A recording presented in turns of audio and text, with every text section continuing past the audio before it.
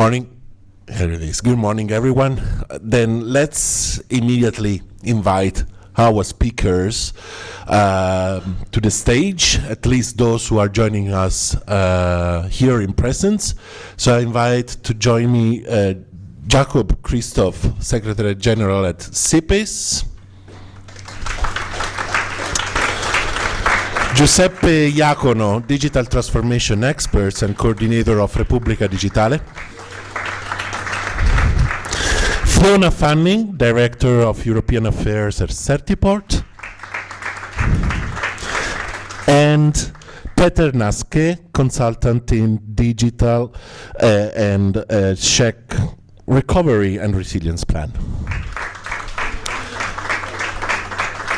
And thank you very much. And if the technology will support us, we also have with us online Grilo, Director of Western European Education Sector, Microsoft. Hello, good morning. And Social Innovation and Digital Inclusion at the University of Dortmund. And they should appear at a certain point there. Right, very good. Good morning. Well, thank you very much. We reach to the next generation. This is the big question that we're going to ask to the members of our advisory board, who I actually want firstly to greatly thank for joining in particular, and also for the support you are giving us to achieve our strategic goals during the year.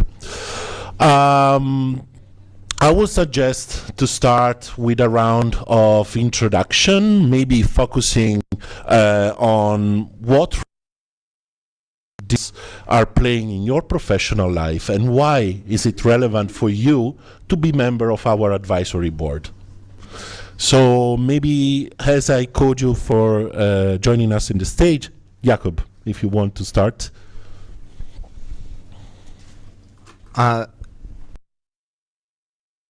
I'm working.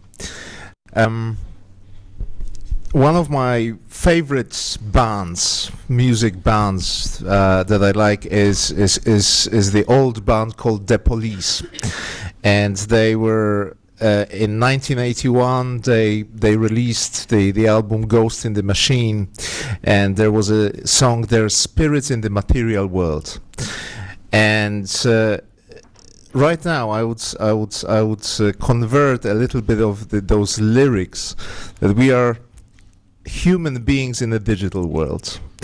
So I'm not exception. I'm a human being in a digital world, and wherever I touch, I'm being affected by the digital world. I'm affected it by number of ways, professionally, but also personally. I'm a Polish person who lives in Ireland. Therefore, to keep the contact with all my friends, I do need to stay digital almost all the time. But more relevant professionally, it is that I am Secretary General of CEPIS, the organizations that associates computer societies of Europe. And ICT professionalism is very much in the center of our interests as the organizations. And we know that to create this pool of ICT professionals and to reach those very ambitious goals that were mentioned earlier, for example, by Foye in his opening speech, we do need to have a solid base. And this solid base wouldn't really happen without the very decent or more than decent level of digital skills among the population. Therefore, it has always been the center of the computer societies of Europe to improve the level of the digital skills by promoting the education, promoting the certifications of digital skills on the highest possible level across Europe. And it is a challenge for me, representing our members, the CEPIS members, to bring the the issues of ICT professionalism and challenges that ICT profession is facing at the moment with the wider community. Therefore, it is my huge honor and a great pleasure to be involved in our movement of All Digital, because I feel very much a part of it, to bring this point of ICT professionalism and higher skills into the agenda. Thank you very much. Nello, if you want to introduce yourself and your point of view. Thanks. Maybe the reason for why I am interested in digital skills, digital transformation, is that digital skills in Italy are considered very few, very low, and it's the problem is not very considered, and it's not very focused as an important problem for our future, for the future. And maybe the situation where half of digital skill is another push for me to be interested in the in this problem. And so, if from several years in private sector and in public sector and in association, I was involved in digital skills problems, and in Rome we also established the Punti Roma Facile. There are facilitation, digital facilitation centers for people, just to help them to have the possibility to use digital service and the digital in as for their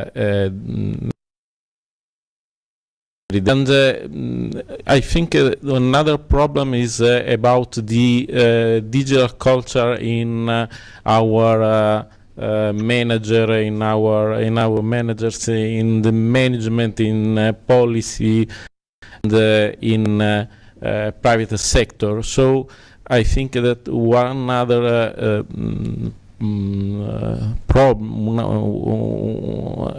problem is about the what I think is can be called e-leadership, and so I think that e-leadership and digital skills for and digital culture are very important. So I'm teaching and also working in that. Actually, I was in the Department for Digital Transformation in Italy, working on digital skills. I'm a coordinator of the National Coalition for Digital Skills, and we are carrying two important projects for digital skills, and to have 3,000 digital facilitation points in all the territory in Italy. And maybe this can be an important step to have all the people or digital skilled people in Italy. And I think that all digital is the most important European community for pushing the countries and also the people in this important problem. So I very happy to be here. Thank you very much, Nello. Then IT professionals, civil society in general, certification, something that tackles transfer all these levels. So Fiona, if you want to introduce yourself and Certiport. I will. Thank you very much. It's a pleasure to be here. I'll try and answer your questions, but I have this song that's running around in my head. So thank you for having me here. So your question around the personal aspects, so what digital skills and the acquisition of digital skills means to me personally. I am a mum of 2 young kids, a 5-year-old and an 8-year-old, and I would describe them as digital junkies. So once they see a screen, they just get sucked in and all of their judgment and goes out the window. And you finally worry about how they will interact in the labor market and how they will acquire the skills to adopt digital in a responsible manner in their lives. In my professional life, I represent Certiport. So Certiport is a skilling and certification organization. Our mission is about adding life to a lifetime of learning, and it's about ensuring people can succeed through certification. So we do a bunch of things. We provide learning materials and practice tests and certification exams. We have a huge portfolio of skills. So from the very kind of basic digital skills right the way up to entry-level IT pro skills, and we cover everything in between. So, you know, think about office productivity skills, think about digital design and creative skills, AR, VR skills, skills for educators, AI, data science, cloud computing, cybersecurity, you name it, we have it in our portfolio. We also complement that with some of what's called the non-cognitive skills, and I don't love that term, but it's things like communication, it's things like entrepreneurship, the softer skills that are also needed. We work with industry partners like Microsoft, like Adobe, like Cisco, and we also produce vendor-neutral programs as well. We couldn't do any of this without our fabulous network of partners. In each country, we have partners, we have testing centers, and many of them are here today, and they are absolutely key in bringing our programs to the world. And this is also ties into, you know, my role on the All Digital Board. I think that, you know, I've been a member of the board for many years, back to when it was telecenters. And I believe that our networks can be stronger together.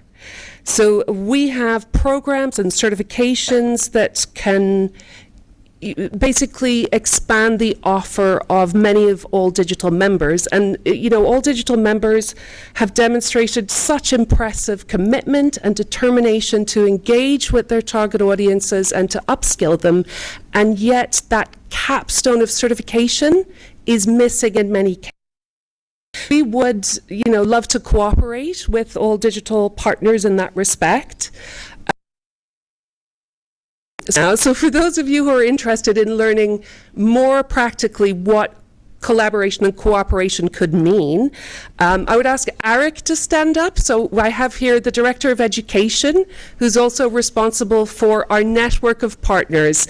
And I'd invite you to go and attend. I'm going to plug his lightning talk later today that will go into lots of detail of what, you know, practical opportunities there are to integrate certification, adopt new programs, and work together in that respect. Thank you very much. Petr, then what's the point of view from the Czech Digital Coalition? Thank you for the invitation. I'm a teacher for 17 years. I teach computer science every week for 1 day as a part-time. So it's my mainly something that I can give advisory board with, because this was your question. And I work also in Czech Republic for National Institute of Pedagogical Institute of the Czech Republic. We are part of the Ministry of Education, and we are working all projects about Czech teachers and Czech digital education, and the main point of view, and I see that the teachers, we must give them a brave and a lot of energy to start digital transformation. So that's why I am working on some projects where we are building community of practice of teachers. I'm a supervisor of these communities, so we work every month on small meetings of teachers, and we are talking about how to use Canva in education, how to push AI tools in your classrooms. And my big experience, because I was studying to be a teacher of computer science 20 years ago, and it's all old words, and I must every day make new things to invent. My main question for this panel discussion is how to push parents, and I have also three children, and yeah, it was a good question that you pose. Okay, thanks. Thank you very much. And I will say that peer learning community of practice is really one of the best strategies to have this continuous training for teachers, but for professionals. And we do have two community of practices in our digital, one on DigiComp and one on digital certificates, that you may want to discover if you are not just already part of it. But before passing to the key questions, I think we have some guests online for sure. I see Rui Grillo. Can you hear me? Yes, Altheo, I can hear you. Hi, good morning. So, good morning. Please introduce yourself.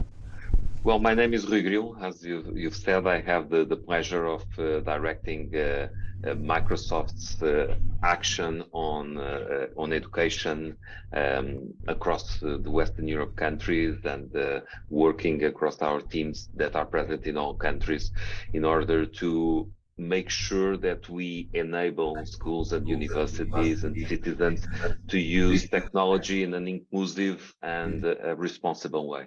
And I think that is what makes it more important than ever to be part of an event like this and be part of the advisory board of All Digital, because I think that we are at a pivotal moment in which the potential of the technology that it is available to any person is immense, and that creates a lot of enthusiasm, but also some risk, because people need to understand how they can use it to unleash that potential in a responsible way, in a way that is productive, in a way that helps us train this new generation that is now in school or in college or in university to use these tools to take our human potential and our human development to a next level, and avoiding the pitfalls that a bad use of technology can take.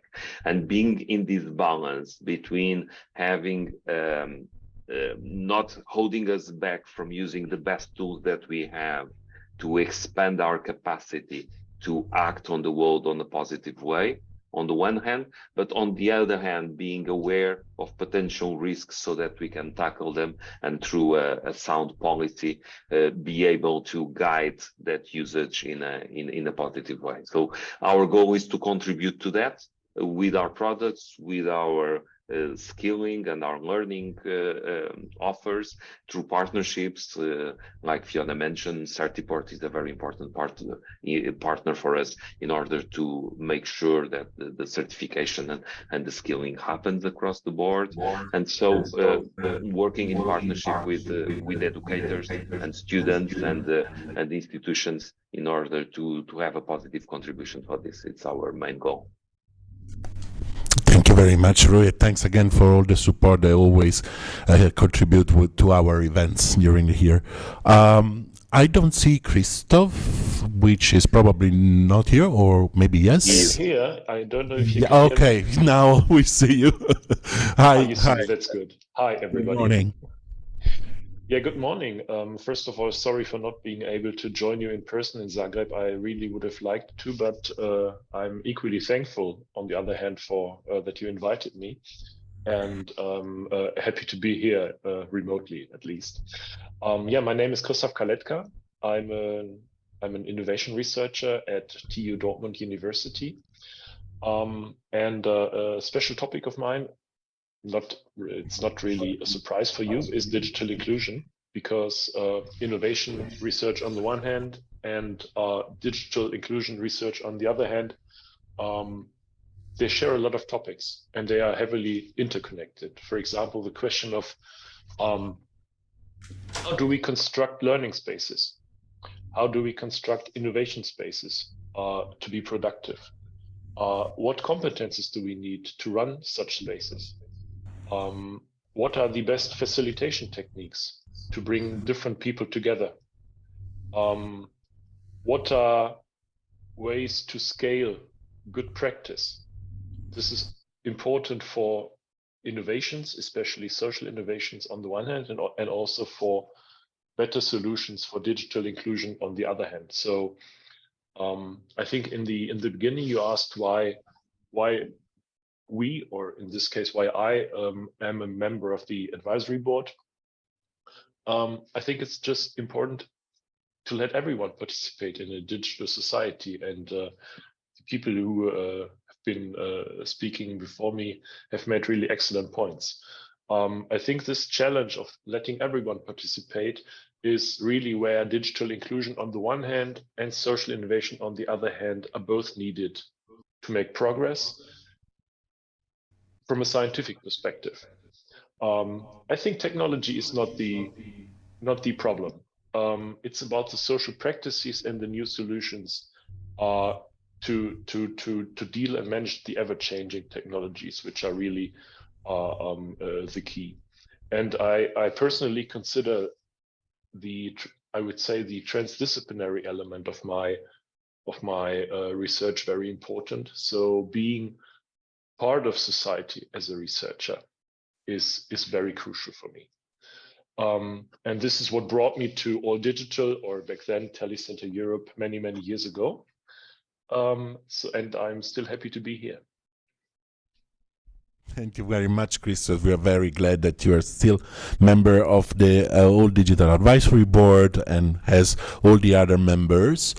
We have also another contribution, actually a video, a recorded video from someone who is supporting us in a way, like similar way to what you are doing, from another point of view. So if we are ready, I would welcome Petr Negrescu, member of the European Parliament, with his message. First of all, I want to congratulate you for organizing this debate on the skills for the future. We are in the European Year for Skills, and we need to reflect on this important topic. What are the skills that people need in the future, and what can Europe do in order to face those challenges? We have decided together at European regards to digital skills. But if we look at all analysis, we need in the future a complex set of skills. We need to develop creativity, we need to develop capacities in solving problems, we need also extensive and specialized technological training, but also we need to develop social skills. So many different types of competencies that are needed for the future. In the same time, people have to understand and use actively artificial intelligence and robotics in their daily job. Of course, there isn't a perfect solution, but in order to reach those ambitious targets, we need to develop a strong and efficient ecosystem, have an extensive partnership between the public and the private sector, actively involve the local administrations, but also NGOs in the process. We need to make sure we do not leave anyone behind. We have to have an inclusive process in order to achieve this upskilling of Europeans across member states. This is not an easy to reach objective. Therefore, I have tried in my capacity as a member of the European Parliament to tell everyone, but also influence the European decision making in order to make sure that we understand that the quality of the process is also important. We have to look at the details. We have to see how we can do that. We have to plan for things into details, but also have to make sure that we have a grassroots approach. I'm confident that debates like the one that you are organizing today can really help in building the process, in achieving those ambitious targets. So I expect from the experts that are attending the meeting to come up with those solutions that we can promote at European level in the decision-making process. We have funds available. We have people that are willing to get engaged. We have also examples in different member states. We need to put all those energies together and, of course, try to identify the best solutions to move forward and achieve it. So again, congratulations for this debate, and please do count on my full availability to work together with you in making sure that Europe doesn't miss this opportunity, but also at the end, all Europeans will have the possibility, the opportunity to achieve their personal and professional goals by getting access to the skills and, of course, to the trainings that they want in order to achieve those objectives that they have for themselves in the future. Thank you so much, and good luck for your conference. First of all, I want to congratulate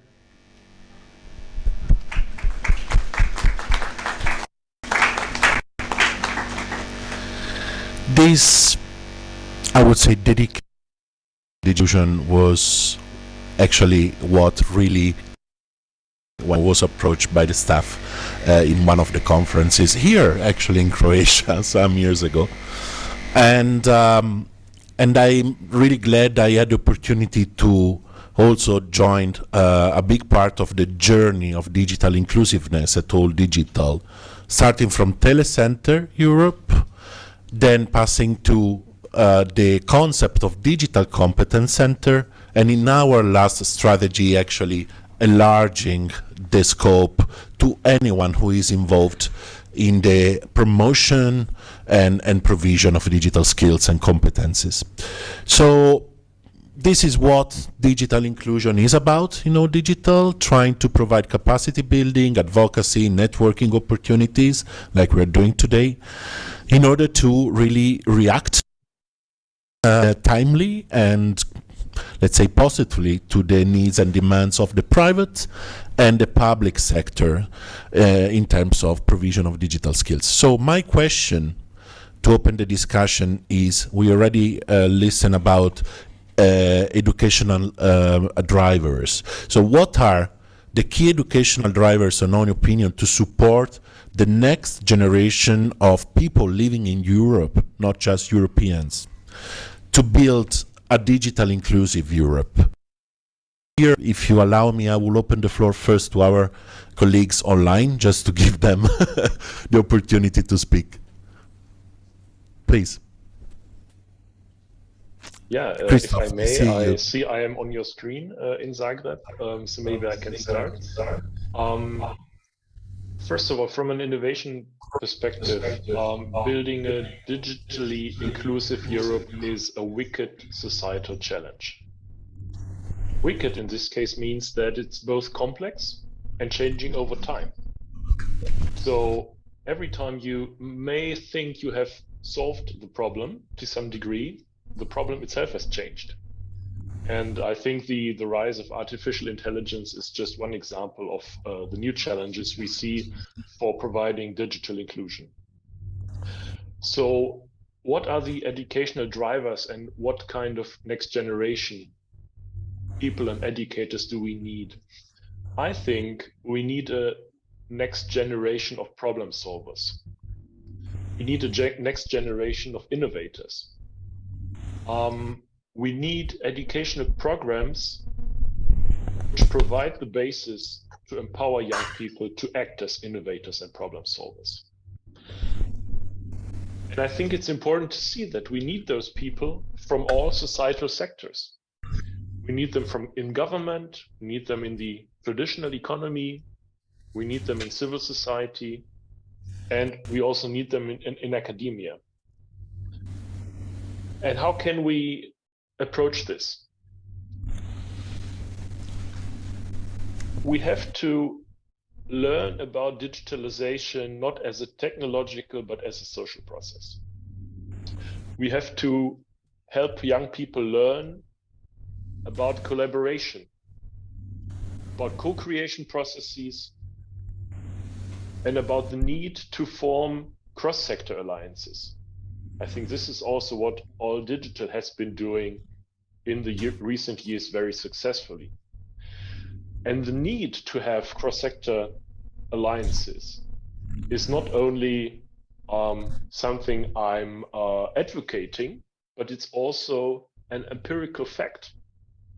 We see it when we compare successful initiatives, that they often include actors from different societal sectors and different logics. And this is, of course, difficult.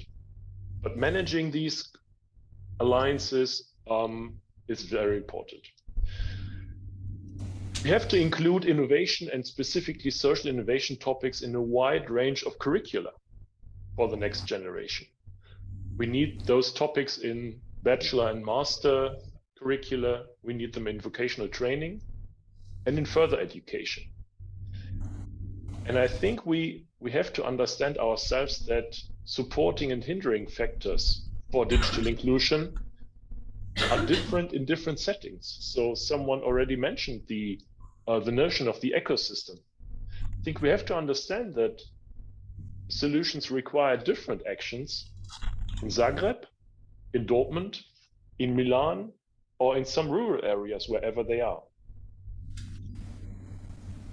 I think this is very important. And a second and shorter point, we also need professionals in the, let's say, still digitally averse to some degree social economy, which have to be, or who have to be digitally equipped and more competent to support their clients. I think this is very important, and we need intervention and further digitalization of those organizations supporting the excluded people. Yeah, that's my initial remark. I'm looking forward to what the colleagues on the panel are going to say. Thank you very much, Christoph. Ask maybe Roy if you want to react so that we also give you the opportunity since you're online. Thank you, Altheo, and I do agree with what Christoph just said. I think that we are at a pivotal moment, and the new tools that are becoming available press the challenge of inclusion for Europe and for the whole world, and it is critical for us, in my opinion, that we are able to harness this potential of the technology in a way that builds on top of strong foundational skills.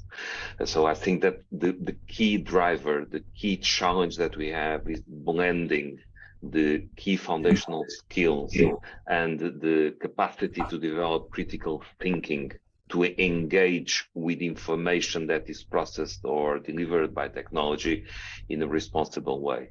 Because the worst thing that can happen is for us to ignore the availability of these tools during the formal education process, leaving that usage to happen outside of the education process without the proper context.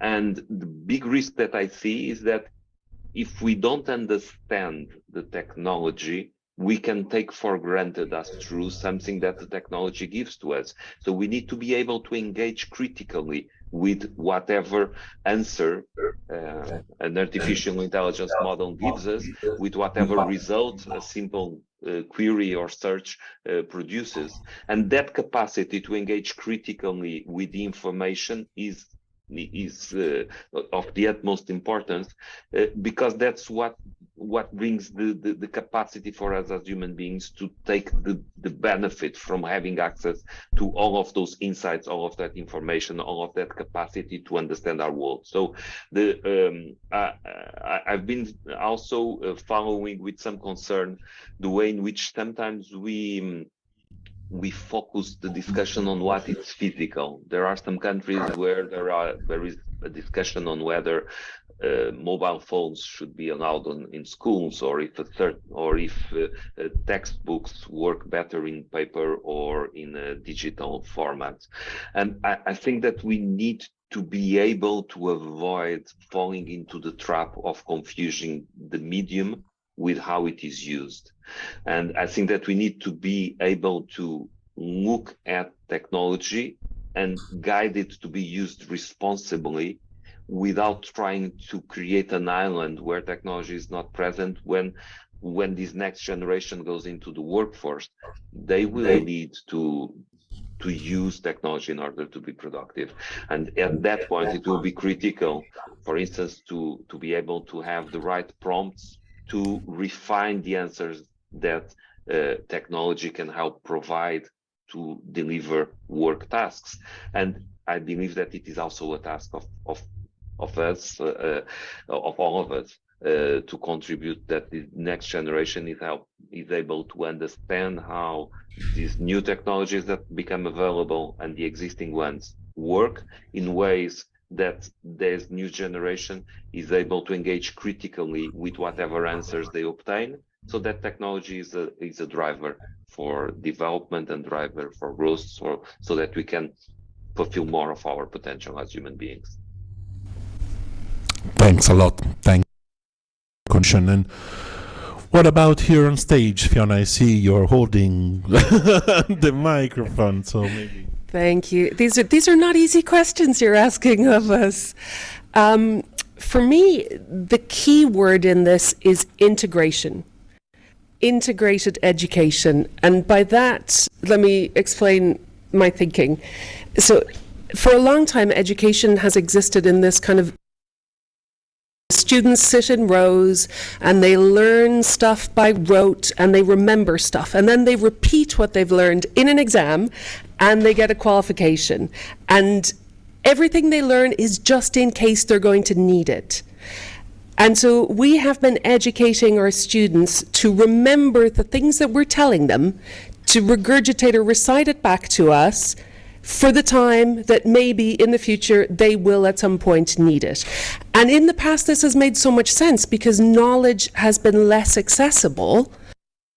And so, you know, people would have to learn things in case they need it. But now we're in a very different world. We're in the age of Google, where you can, you know, research anything online. We have ChatGPT, AI, and all the knowledge literally at our fingertips and in our pockets.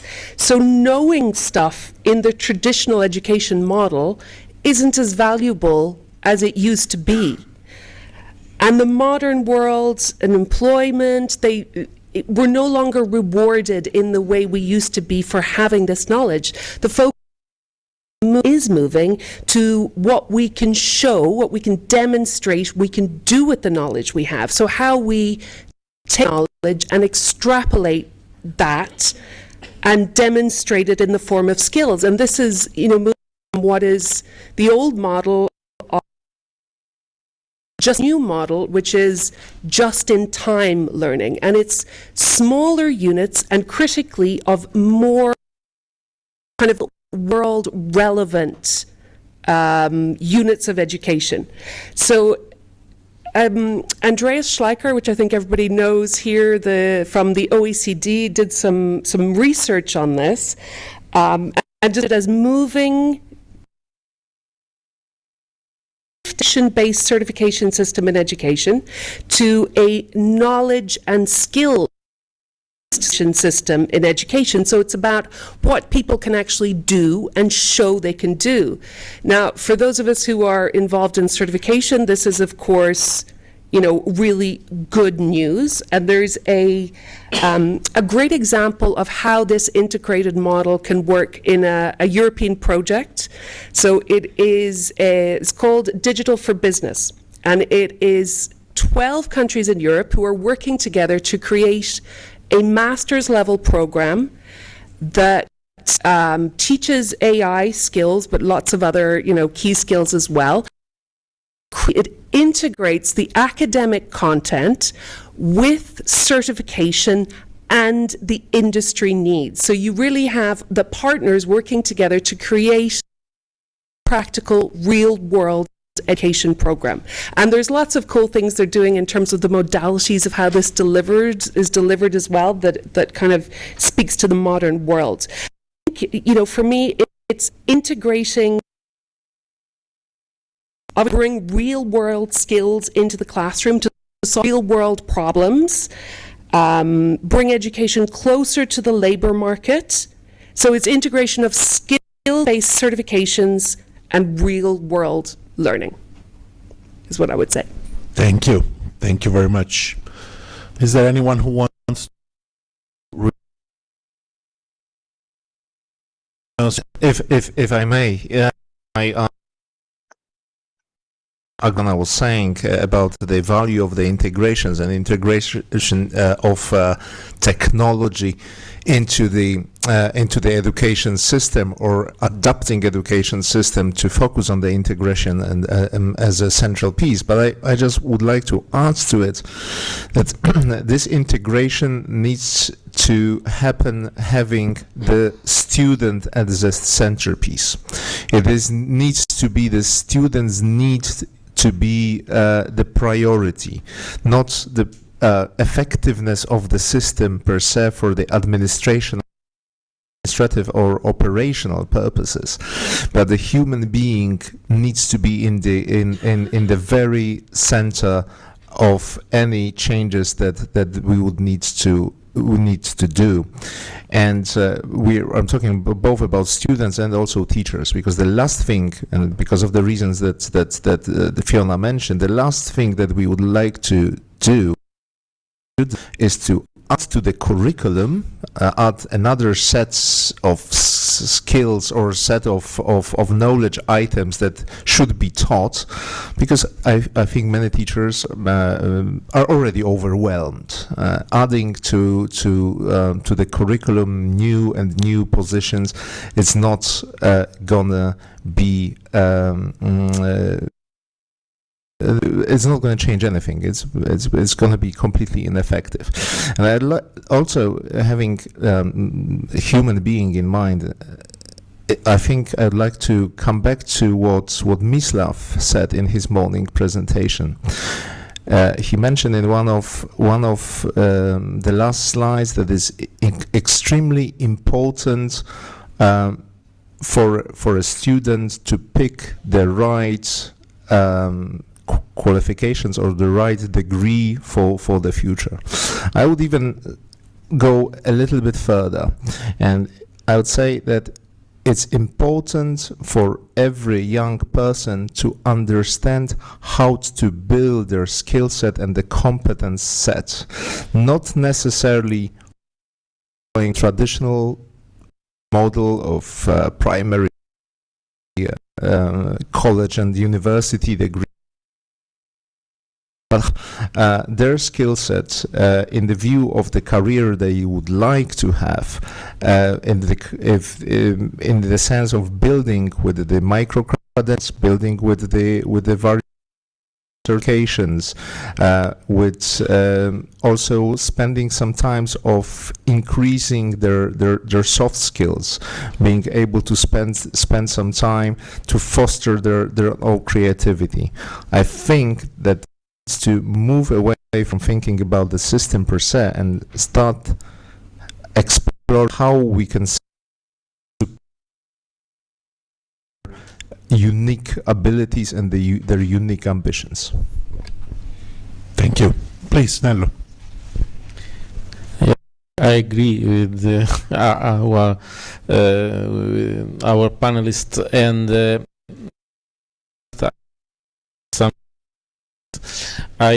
I think that we are in the on-life society. A complete integration from online and offline with the digital is pervasive, is in our everyday life, also in our work. And I think that this means that education about digital, about technology is just a piece of the basic education. Is must to be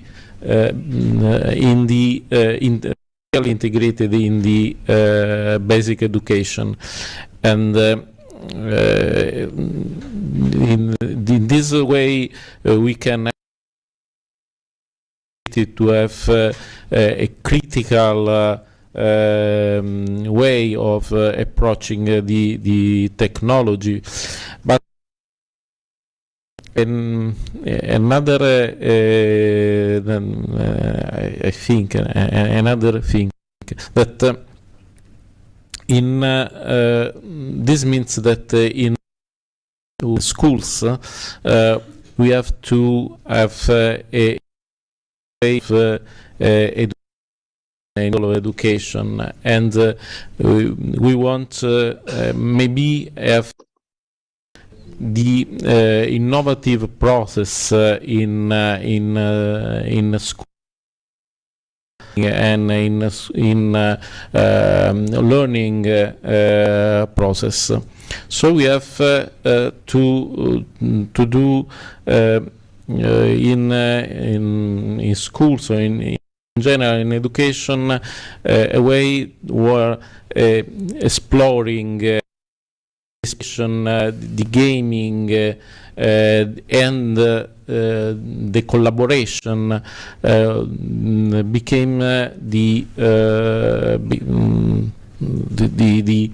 real important education. But exploration, collaboration, and gaming means that we cannot think to the education only in school or in institutions. We have to think about on having centers and also spaces in cities, in our country, in our countries, where young people, also together with adult people, can explore and experiment the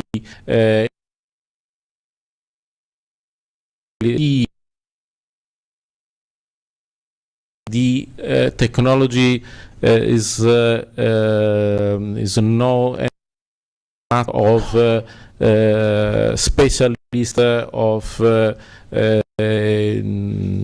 technology scientist, but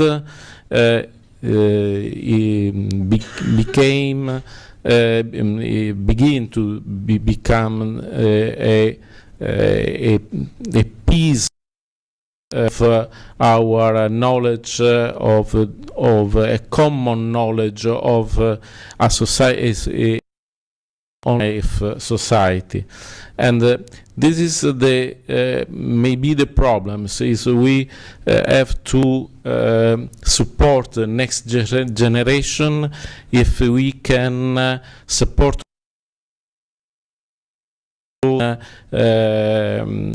understanding the change where we are, that the society is changing, and the education model is to be changed, but all common sense and knowledge and the knowledge of all the society have to change, because the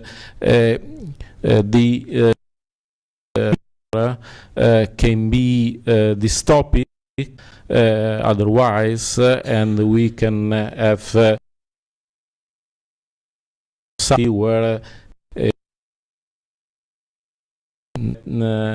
philosophy became important, or became can be an alternative to the that many people can follow. Thank you. And there is a very good experience of what you're telling in the Basque Country. We have members here in the network, so maybe you can approach them later. Peter, please. Yeah. Thank you. Thank you. My three factors about digital inclusivity, I try to be more concrete. And it's great that you mentioned the point of view of student-centered approach. And I would like to talk about educators and teachers, because I think that there are three problems. One is not so much time to be in touch in technologies and to try the new things. Second is that we are not so brave to realize better learning with our children and with students, that we as a teachers, we would like to be the best in the classroom, and in the field of technologies sometimes the children are more friendly. And the third thing, we are working in our community of practice with SAMR model, if you know it, summer model about technologies in education. It's about talking with the people about additional value of technologies, because normally flip chart, talking about use whiteboard or use computer or tablet, and but mostly if we are now talking about artificial intelligence and these new innovations, the people at schools and also in informal and informal education, they think that we must be good, but we must think critically and every day make critical thinking about additional value of technologies. So in our community of practice, is a good practice to give time for people, for teachers, to think about additional value of concrete technology. They must have time, and there is no possibility that government or state tell us teachers, okay, you must use these technologies. So we must have a time, and it's that's a problem, because teachers don't have time. They solve in the classrooms basic problems, social problems in families, etc. So I wish to teachers to have more time for professional development. I recommend to governments to think about time of the work time of teachers, and also to say to our children, help us with technologies. So yeah. Very good. Well, a lot of from the members of our advisory board, and really a ground for continuing discussing during these 2 days of a summit here in Zagreb. I know we are running a little bit late, and I'm sure that we have to share some logistic information before the coffee break, but we actually already anticipated a trick our guests. We asked them to think out of the box and imagine, trying to be visionary, and think about a possible title of a training course at any level that could be offered in 25 years' time. So very hard, probably, but maybe we can have just a closing round with your suggestions. Petr, you want to kick off? Yeah, I can.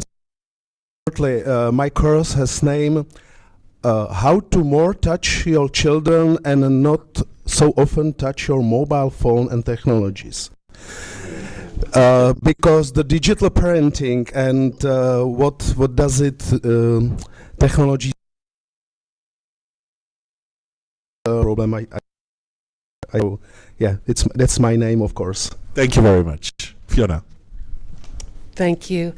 So I think the capacity and the motivation for lifelong and continuous learning is going to be absolutely key. We're still going to have and need the state-of-the-art technical skills and AI and all of that, but it comes back to human. So we need to keep being human, and we will need to excel in the things. For the title of what I think will be important is cognitive flexibility, how to learn, unlearn, and relearn. Fantastic. Jakub. Maybe a little bit surprisingly, I thought about a potential title of the course in history that in 25 years may be taught as a historical knowledge. And the title, I would say, role of teacher, the job that precursed the learner's guide.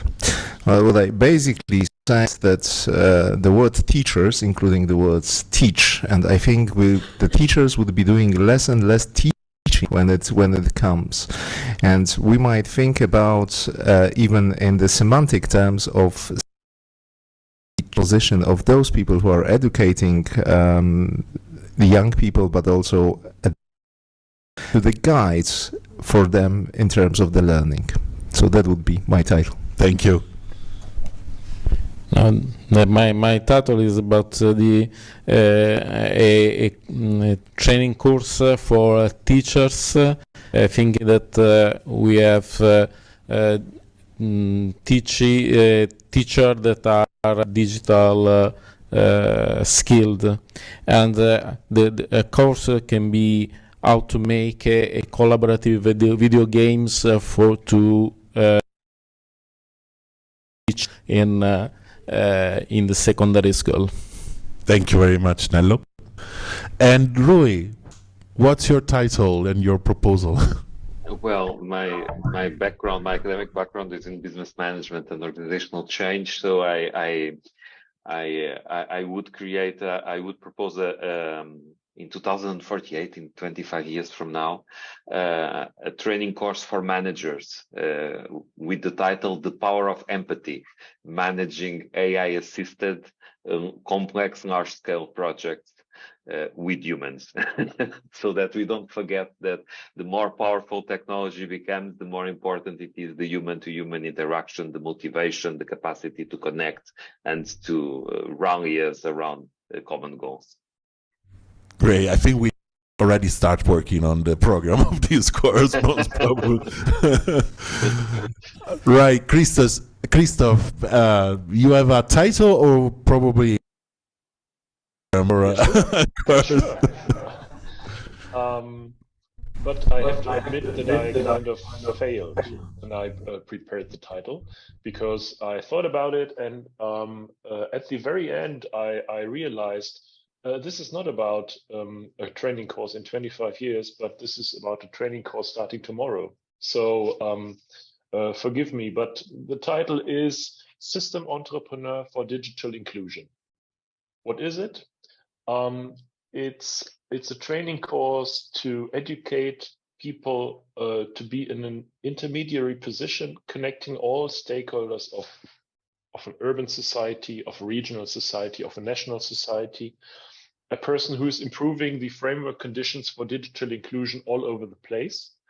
For example, by running a co-creative digital inclusion lab, where the lab is both digitally and analogically constructed, using different innovation techniques like design thinking, innovation canvas, and many more.